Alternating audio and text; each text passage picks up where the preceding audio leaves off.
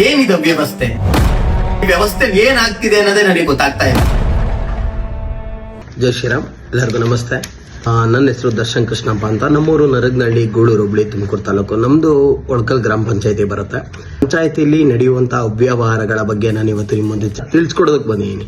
ಪಂಚಾಯತಿಗಳಿಗೆ ಬರುವಂತಹ ಫಂಡ್ಗಳು ಯಾವ ರೀತಿ ಯುಟಿಲೈಸ್ ಆಗ್ತಾ ಇದೆ, ಯೂಸ್ ಆಗ್ತಾ ಇದೆಯಾ ಇಲ್ವಾ, ಅದನ್ನ ಯೂಸ್ ಆಗ್ತಾ ಇದೆಯಾ ಇಲ್ವಾ ಅಂತ ನಾವು ಹೇಗೆ ತಿಳ್ಕೋಬೇಕು ಅಂತ ಹೇಳ್ಬಿಟ್ಟು ನಾನು ನಮ್ಮ ಪಂಚಾಯತಿಗೆ ಒಂದೆರಡು ಅರ್ಜಿಗಳನ್ನ ಕೊಟ್ಟಿದ್ದೆ. ಅದು RTA ಅಡಿಯಲ್ಲಿ ಒಂದೆರಡು ಅರ್ಜಿಗಳನ್ನ ಕೊಟ್ಟಿದ್ದೆ. ಅದು ಕಾನೂನು ನಮ್ಮ ಕರ್ನಾಟಕ ಸರ್ಕಾರದ ಕಾನೂನು ಏನಿದೆ, ಕಾನೂನು ರೀತಿ ನಾವು RTA ಅರ್ಜಿ ಹಾಕಿದ್ರೆ ಅವ್ರು ನಮಗೆ ಸೂಕ್ತ ಮಾಹಿತಿಯನ್ನು ಒದಗಿಸ್ಕೊಡ್ಬೇಕು ವಿತಿನ್ 30 days ಅಲ್ಲಿ. ಆದರೆ ನಿಮ್ಗೊಂದು ಸ್ಯಾಂಪಲ್ ತೋರಿಸ್ತೀನಿ. ಅವ್ರು ಯಾವ ರೀತಿ ಬುದ್ಧಿವಂತಿಕೆಯಿಂದ ಅವರು ಓದಿರುವಂತ, ಖರ್ಚು ಮಾಡಿರುವಂತ ಎಲ್ಲ ಇದನ್ನ ಬಳಸ್ಕೊಂಡು ನನಗೆ ಒಂದು ಉತ್ತರ ಕೊಟ್ಟಿದ್ದಾರೆ. ನಾನು ಫಸ್ಟ್ ಅಪೀಲ್ ಹೋಗಿದ್ದೆ. ಇದು ಅವ್ರು ಕೊಟ್ಟಿರುವಂತಹ ಉತ್ತರ ಏನಂದ್ರೆ, ನಾನು ಒಂದು ಅರ್ಜಿ ಕೊಟ್ಟಿರ್ತೀನಿ. ಒಳಕಲ್ಲು ಗ್ರಾಮ ಪಂಚಾಯತಿಗೆ ಸಂಬಂಧಪಟ್ಟಿರುವಂತಹ 9 ಮತ್ತು 11B demand book, 9 and 11B demand book ನ ನಕಲು ಪ್ರತಿಯ ದೃಢೀಕರಣವನ್ನ ಕೇಳಿರ್ತೀನಿ. ದೃಢೀಕರಿಸಿ ನಕಲು ಪ್ರತಿ ಕೊಡಿ ಅಂತ ಕೇಳಿರ್ತೀನಿ. ಫಸ್ಟ್ ಅರ್ಜಿ ನಂದು ಇದಾಗಿರುತ್ತೆ. ಇದನ್ನ ಕೊಟ್ಟಿರೋದು ಯಾವಾಗ ಅಂದ್ರೆ, ನಾನು ಐ ಥಿಂಕ್ ಫೆಬ್ರವರಿ 5ನೇ ತಾರೀಕು ಅಥವಾ 6ನೇ ತಾರೀಕು ಇದೊಂದು ಅರ್ಜಿ ಕೊಟ್ಟಿರ್ತೀನಿ. ಅದ್ರ ನೆಕ್ಸ್ಟ್ ನನಗೆ ಮಾರ್ಚ್ 6ನೇ ತಾರೀಕು ಅವ್ರ ಕಡೆಯಿಂದ ಒಂದು ಇಂಬರ ಬರುತ್ತೆ. ಪಂಚಾಯತಿ, ಒಳಕಲ್ ಗ್ರಾಮ ಪಂಚಾಯತಿ ಕಡೆಯಿಂದ ನನಗೊಂದು ಇಂಬರ ಬರುತ್ತೆ. ಅದ್ರಲ್ಲಿ ಏನಿರುತ್ತೆ ಅಂದ್ರೆ, ಇದೊಂದು ನಾನು ಸ್ಯಾಂಪಲ್ ಅಂದ್ರೆ ಒಂದು ಅರ್ಜಿ ಬಗ್ಗೆ ಮಾತಾಡ್ತಾ ಇದ್ದೀನಿ. ಇನ್ನು ಸುಮಾರಿದಾವೆ ನನ್ನ ಹತ್ರ, ದಾಖಲಾತಿಗಳು ಸುಮಾರಿದಾವೆ. ಇದ್ರ ಬಗ್ಗೆ ನಿಮ್ಗೆ ಎಲ್ಲರಿಗೂ ತಿಳಿಸ್ಕೊಡ್ತೀನಿ. ನಿಮ್ಮ ಪಂಚಾಯತಿಯಲ್ಲೂ ಈ ತರ ನಡೀತಿರ್ಬೋದು, ನೀವು ತಿಳ್ಕೊಳ್ಳಿ. ನಾನು ಕೊಟ್ಟಂತ ಅರ್ಜಿಗೆ ಅವರು ಇಂಬರ ಏನಂತ ಕೊಟ್ಟಿರ್ತಾರೆ, ಮಾಹಿತಿ ಹಕ್ಕಿನ ಪ್ರಕಾರ 2005ರ ಮಾಹಿತಿ ಹಕ್ಕು ಕಾಯ್ದೆಯ ಪ್ರಕಾರ ನೀವು ಯಾವುದೇ ಮಾಹಿತಿಯನ್ನ ಕೇಳಬೇಕು ಅಂದ್ರೆ ಆ ಮಾಹಿತಿಯ ಒಂದು ಪರ್ಟಿಕ್ಯುಲರ್ ಅಂದ್ರೆ ಯಾವ ಮಾಹಿತಿ ಕೇಳ್ತಾ ಇದ್ದೀರಾ, ಯಾವುದಕ್ಕೆ ಸಂಬಂಧಪಟ್ಟ ಮಾಹಿತಿಯನ್ನ ಕೇಳ್ತಾ ಇದ್ದೀರಾ ಅನ್ನೋದನ್ನ ಮೆನ್ಷನ್ ಮಾಡಬೇಕು. ನೀವು 9 and 11B ಡಿಮ್ಯಾಂಡ್ ಬುಕ್ ನ ಕೇಳಿದ್ದೀರಾ, ಯಾವ ಊರಿನ ಡಿಮ್ಯಾಂಡ್ ಬುಕ್ ಅನ್ನೋದನ್ನ ನೀವು ಮೆನ್ಷನ್ ಮಾಡಿಲ್ಲ, ಆದ್ರಿಂದ ನಿಮ್ಮ ಅರ್ಜಿನ ನಿರಾಕರಿಸಲಾಗ್ತಾ ಇದೆ. ಇದು ಮಾಹಿತಿ ಹಕ್ಕು ಕಾಯ್ದೆಯ ಕಾನೂನು ಅಂತ ಹೇಳ್ಬಿಟ್ಟು ನನಗೊಂದು ಅರ್ಜಿ ಕೊಡ್ತಾರೆ. ನಾನು ಹೌದೇನೋ ಇರ್ಬೋದೇನೋ ಅಂದ್ಬಿಟ್ಟು ಮತ್ತೊಂದು ಅರ್ಜಿ ಕೊಡ್ತೀನಿ.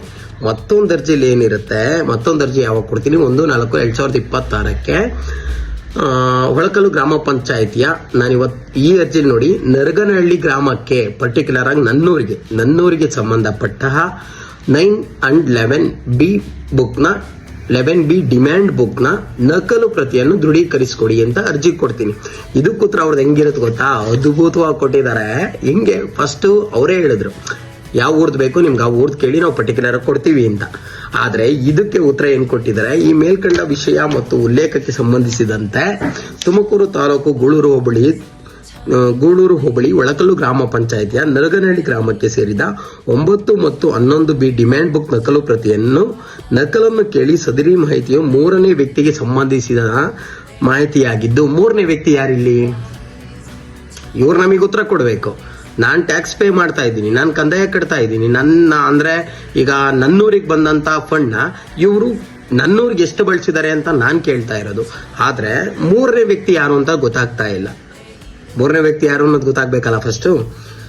3ನೇ ವ್ಯಕ್ತಿಗೆ ಮಾಹಿತಿಯಾಗಿದ್ದು, ಅತಿ ಹೆಚ್ಚು ಖಾತೆದಾರರು ಇರುವುದರಿಂದ ಸದರಿಯವರಿಗೆ ತಿಳುವಳಿಕೆ ನೋಟಿಸ್ ನೀಡಲು ಕಷ್ಟ ಸಾಧ್ಯವಾಗಿರುತ್ತದೆ. ತಿಳುವಳಿಕೆ ನೋಟಿಸ್ ನೀವು ಯಾರಿಗೆ ಕೊಡಬೇಕು?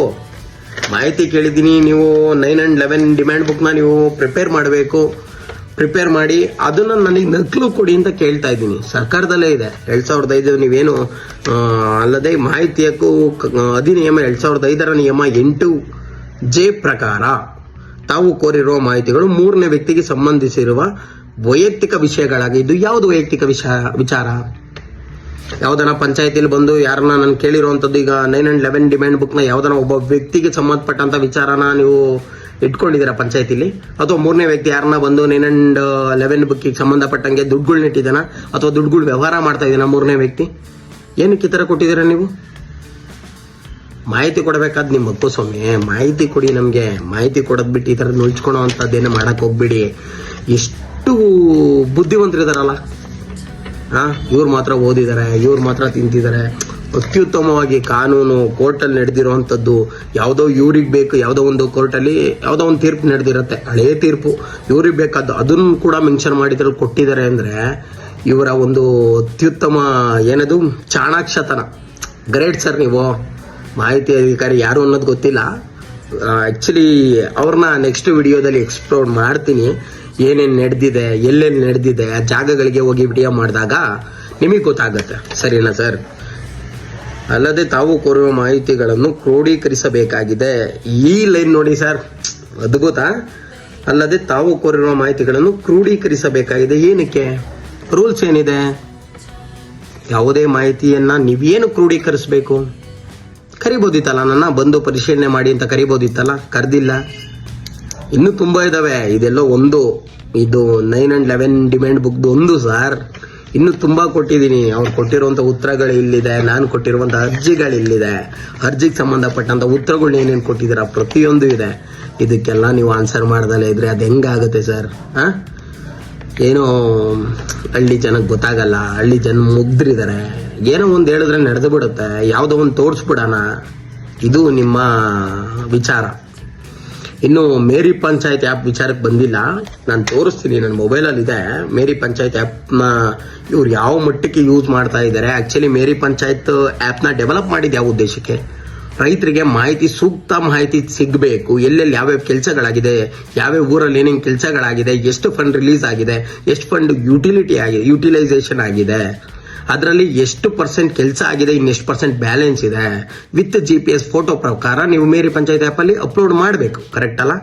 ಆದರೆ ಮೇರಿ ಪಂಚಾಯತ್ ಆ್ಯಪ್ ಅಲ್ಲಿ ಆಗಿರುವಂತಹ ಅವ್ಯವಹಾರಗಳು, ಅಪ್ಲೋಡ್ ಮಾಡಿರುವಂತಹ ಫೋಟೋಗಳ ಬಗ್ಗೆ ನೆಕ್ಸ್ಟ್ ವಿಡಿಯೋದಲ್ಲಿ ತನಿಖೆ ಮಾಡ್ತೀನಿ. ಇದಕ್ಕೊಂದಕ್ಕೆ ಉತ್ತರ ಬೇಕಾಗಿದೆ. ನೀವು ಉತ್ತರ ಕೊಡ್ಲಿಲ್ಲ ಅಂದ್ರೆ ಬೇಡ, ಉತ್ತರ ನಾವು ತಗೋಣ. ನೆಕ್ಸ್ಟ್ ಫಸ್ಟ್ ಅಪೀಲ್ ಇದೆ, ಸೆಕೆಂಡ್ ಅಪೀಲ್ಗೆ ಹೋಗೋಣ, ಮಾಹಿತಿ ಕೋರ್ಟಿಗೆ ಹೋಗೋಣ. ಆದ್ರೆ ನಾನು ನಮ್ಮ ಜನಕ್ಕೆ ತಿಳಿಸ್ತಾ ಇರೋದಿಷ್ಟೇ, ನಿಮ್ಮನ್ನ ಯಾವ ರೀತಿ ಪಂಚಾಯತಿ ಅಧಿಕಾರಿಗಳು, ಅದು ನೀವೇ ತಿಳ್ಕೋಬೇಕು. ನೋಡಿ, ಯೋಚನೆ ಮಾಡಿ. ನಿಮ್ಮ ಪಂಚಾಯತಿಲೂ ಈ ತರ ಏನ ಇದ್ರೆ ನನಗೆ ಕಮೆಂಟ್ ಹಾಕಿ, ಅದ್ರ ಬಗ್ಗೆನೂ ಚರ್ಚೆ ಮಾಡೋಣ. Thank you.